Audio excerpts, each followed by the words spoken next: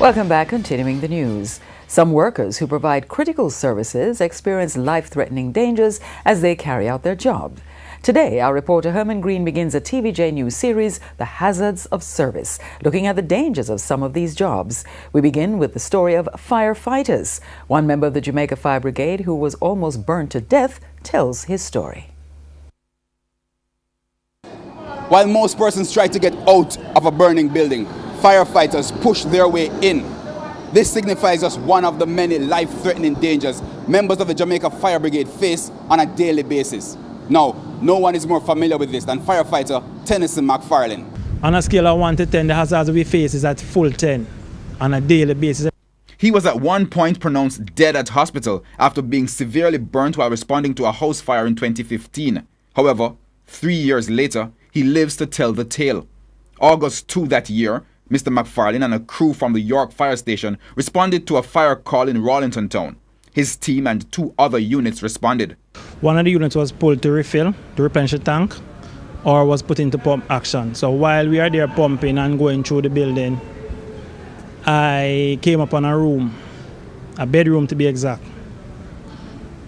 Upon entering, I realized there was a cylinder in the bedroom. He said they put out all flames in the immediate area and cooled down the cylinder. They left the room and returned shortly after, where McFarlane was greeted by an explosion. In that explosion, all I saw was fire coming my way.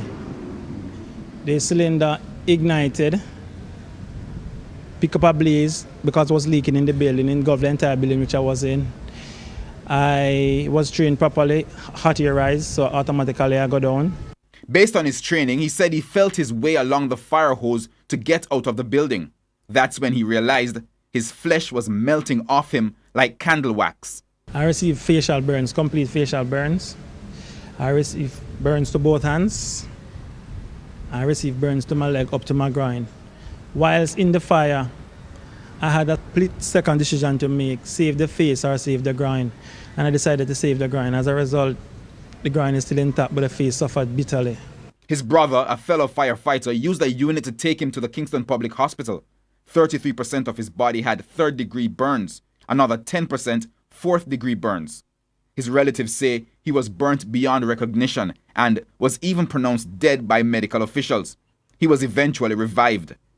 He was treated locally for several weeks, but with no significant progress, his relatives and the fire brigade decided to send him overseas to the Jackson Memorial Hospital in Miami, Florida. The motto for Jackson is where miracles happen, and miracles did happen. I mean, God be the glory. They took me there fully handicapped.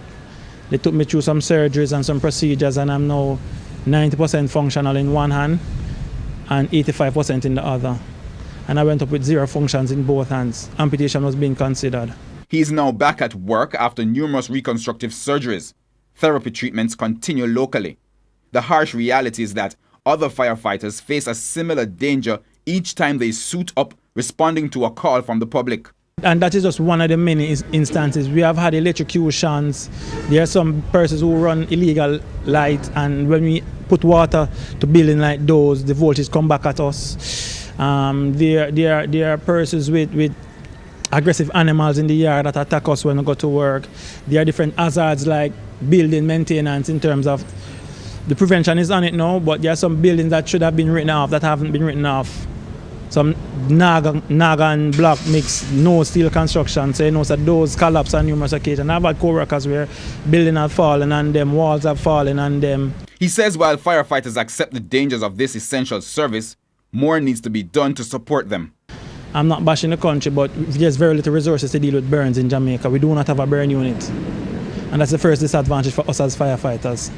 Second disadvantage for us is we have to get over 30% third-degree burn to be compensated. 1 in every 20 persons survive 30% third-degree burn. So they're literally saying to us as firefighters, if you don't die, there's nothing for you to cut.